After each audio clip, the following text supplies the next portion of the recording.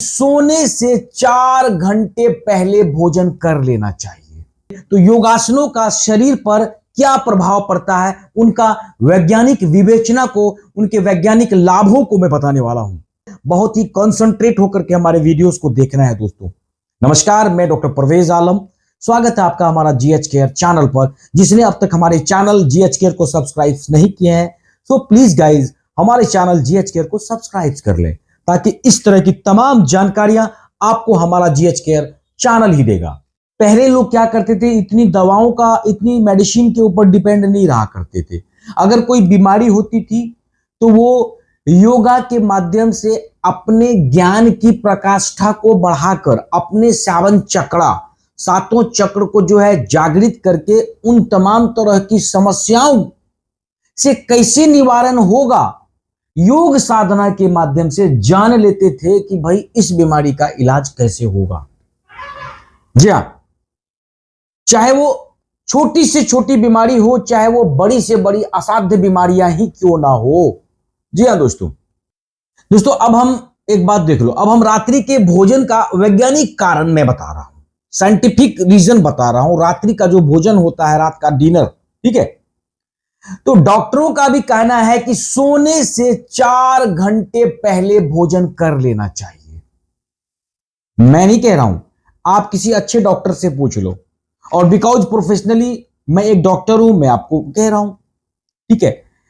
क्या है कि सोने से 4 घंटे पहले ही भोजन कर लेना चाहिए। यदि हम भोजन करके तुरंत सो जाते हैं तो भोजन नहीं पचेगा, हमारी आंतों में भोजन पचता ही नहीं है। उस वक्त हमारी आंतों में भोजन चिपक सा जाएगा और भोजन सड़ता चला जाएगा। एक के बाद एक भोजन सड़ेगा, एक के बाद एक भोजन सड़ेगा।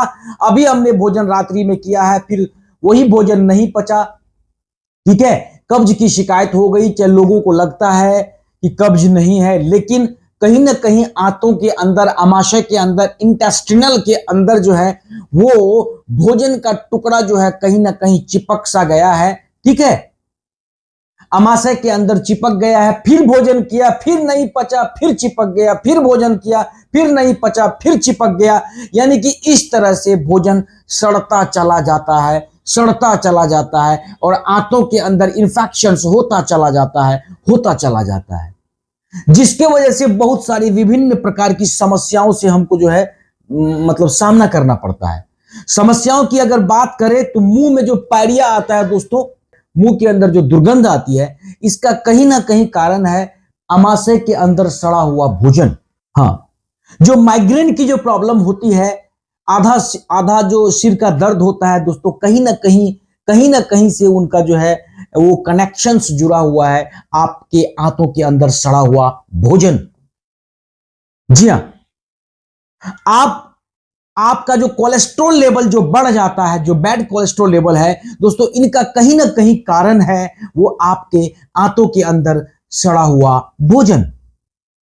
आपको पता है दोस्तों, कहीं ना कहीं जो है अगर आपकी आंखों की रोशनी जा रही है तो कहीं ना कहीं इनका कनेक्शंस भी आपके आंतों के अंदर चिपका हुआ वो सड़ा हुआ भोजन है। दोस्तों कहीं ना कहीं अगर आपके पेट में दर्द हो रही है, कहीं ना कहीं आपके पेट में चुभन सी हो रही है, आपको जो है हर्निया की शिकायत हो रही है, आपको अपेंडिक्स की शिकायत हो रही है दोस्तों, तो कहीं ना कहीं इसका कारण है आपके आंतों के अंदर सड़ा हुआ भोजन। जी हां दोस्तों, अगर आपका जो है वसा बढ़ गया है, आपके पेट की जो है चर्बियां बढ़ गई है, ठीक है, उस कंडीशंस में आप बहुत परेशान हो, कोई ग्रीन टी आपको संभाल नहीं सकता, कोई भी अफ्रेश आपको जो हर्बल लाइफ का कोई भी प्रोडक्ट आपको संभाल नहीं सकता, कोई भी डाइट प्लान आपको संभाल नहीं सकता, यहां तक कि कोई भी आपका एक्सरसाइज तक, यहां तक कि कोई योगा भी आपको संभाल नहीं सकता, तब तक जब तक कि हम अपने डाइट्स पर कंट्रोल नहीं करें। जी हां, जब तक हम अपने भोजन को डॉक्टरों के हिसाब से कब करना चाहिए, जी हां, कब करना चाहिए, कैसे करना चाहिए, क्या खाना है, फिर उसके बाद जब इस पे आएंगे भोजन के बाद, फिर उसके बाद हम योग करेंगे। हाँ, आपके जीवन में, आपके लाइफ में, आपके पूरे बॉडी में एक छोटी से छोटी समस्याएं तक नहीं होगी। जी हां, सिर का दर्द तो छोड़ो, मैं कह रहा हूं नजला और जुकाम जो होती है वो नहीं होगा दोस्तों। आपको लगता है कि मेरा बॉडी फिट है, मैं कुछ भी खा रहा हूं, लेकिन नहीं, आने वाले समय में अगर आपकी एज जो भी है 25 है, 24 है, या फिर 30 प्लस है, या 35 प्लस है, या 40 प्लस है, आने वाले समय में अगर 50 प्लस होते हो तो आपको बहुत सारी समस्याएं आ रही है। ध्यान देना, चौंक जाओ आप, बहुत सारी ऐसी समस्याओं से आप घिरने वाले हो। बीमारियों के गढ़ में आप चले जाओगे, अर्थराइट्स की प्रॉब्लम में चले जाओगे, आपका कार्डियक की प्रॉब्लम में चले जाओगे, ओबेसिटी की प्रॉब्लम में चले जाओगे, बेली फैट की प्रॉब्लम में चले जाओगे, कोलेस्ट्रॉल की प्रॉब्लम में चले जाओगे, हाँ, पल्पिलेशंस की प्रॉब्लम में चले जाओगे। तो दोस्तों, मैंने कहा भोजन को कब करना चाहिए, तो उसके हिसाब से, ठीक है, रात भर, अगर रात्रि में भोजन किया तो रात भर उदर में, पेट में भोजन पड़ा रहेगा, भोजन सड़ता रहेगा। हमारी पेट में जो क्रिया होती है, उदर क्रिया, पूर्ण रूप से विटामिन्स, प्रोटीन का शोषण और अपना कार्य नहीं कर पाता है। दोस्तों, पेट को कभी विश्राम ही नहीं मिल पाता है, भोजन पच ही नहीं रहा है, तो वायु विकार उत्पन्न होने लगता है दोस्तों। हाँ, वायु की समस्याएं, वायु विकार, गैस की प्रॉब्लम होने लगती है। जी हाँ, भोजन पच नहीं रहा है तो वायु विकार होगा ही होगा, गैस की प्रॉब्लम होगी, जिससे कई छोटे छोटी बीमारियां से लेकर के बड़ी से बड़ी बीमारियां होने की संभावना रहती है। अतः सोने के 4 घंटे पहले ही भोजन कर लो। यदि हम यहां वैज्ञानिकों की बात को माने तो हम उन 4 घंटों में काफी परिश्रम कर चुके होते हैं। जैसे 4 घंटे पहले अगर भोजन कर लिया तो उस वक्त हम टहल रहे होते हैं, उस वक्त हम कुछ मैगजीन्स पढ़ रहे होते हैं, या किसी से गप्पे लड़ा रहे होते हैं, या उठना बैठना हो रहा होता है, या इस वक्त मेरे को यूरिन डिस्चार्ज का हुआ तो आना जाना हो रहा है। तो बहुत सारी मेहनत हम कर चुके होते हैं, ठीक है। शाकाहार जो है, शाकाहारी भोजन जो होता है, पूर्णतः सुपाच्य होने के साथ साथ हमें शारीरिक, मानसिक, आध्यात्मिक ऊर्जा भी प्रदान करता है। जी हां, और हम कई प्रकार के पाप, कई प्रकार के दोषों से बच भी जाते हैं। हमारे अंदर तामसिकता नहीं पनपता। जी हां, क्योंकि किसी ने ठीक कहा है कि जैसा खाओ अन्न वैसा बनेगा मन। जी हां, अच्छे आहार से ही अच्छे विचार उत्पन्न होते हैं। जी हां, घर का जो एनवायरनमेंट होता है, जो वातावरण होता है, उसमें सुख, शांति और समृद्धि होगी। जी हां, अत्यधिक वासना करने से भी हम कई प्रकार की बीमारियों से घिर जाते हैं दोस्तों। जी हां माय डियर फ्रेंड्स, शरीर का ओज नष्ट हो जाता है, शरीर का तेज नष्ट हो जाता है, शरीर की आभा खत्म हो जाती है, चेहरे की कांति खत्म हो जाती है। जी हाँ, चेहरा झुर्रियों से भर जाता है, चेहरे में आपका पिगमेंटेशंस आ जाएगा। जी हाँ, शरीर कमजोर होता चला जाएगा। जी हाँ, पल्पिलेशंस की प्रॉब्लम शुरू हो जाएगी, मानसिक कमजोरियां होती जाएगी, आपको आंखों में फर्क दिखने लगेगा, हाथ पैर कमजोर होते जाएगा, ठीक है, याददाश्त धीरे धीरे कमजोर होता चला जाएगा। तो दोस्तों, इस बात को समझ में आ गया क्या खाना है?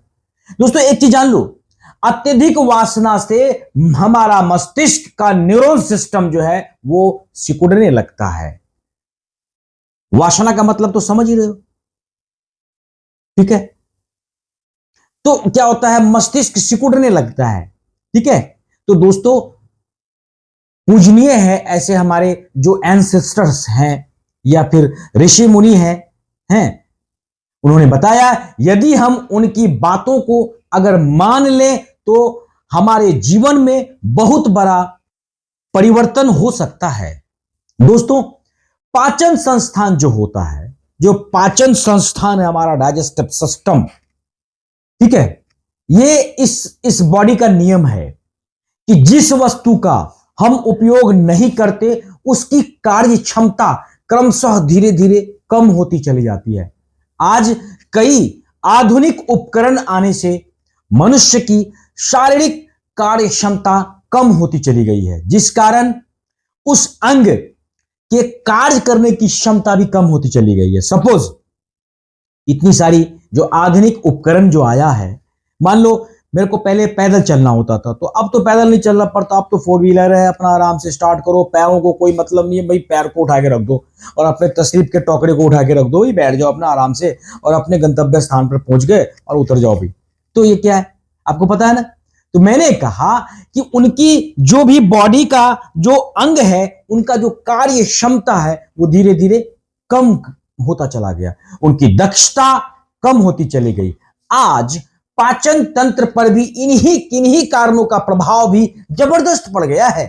जी हाँ, आज पाचन तंत्र की अगर बात करें, जिस कारण से हमें कब्ज की शिकायत, जिस कारण से हमें अजीर्ण की शिकायत, जिस कारण से हमें अम्लता की शिकायत, जिस कारण से हमें गैस्ट्रिक की शिकायत, जिस कारण से हमें गुर्दे खराबी होती है, जिस कारण से हमें आंतों का सही ढंग से काम ना करना, अल्सर की प्रॉब्लम हो, ठीक है, दस्त की प्रॉब्लम हो, बवासीर की प्रॉब्लम हो, आदि कई रोग उत्पन्न हो जाते हैं। हमको ऐसे आसन करना है, हमको ऐसा योग करना है जो कि हमारा उदर पर दबाव पड़े, हमारे पेट पर दबाव पड़े, आगे झुकने वाले आसन करें, हम आगे झुकने वाले हम आसन करें।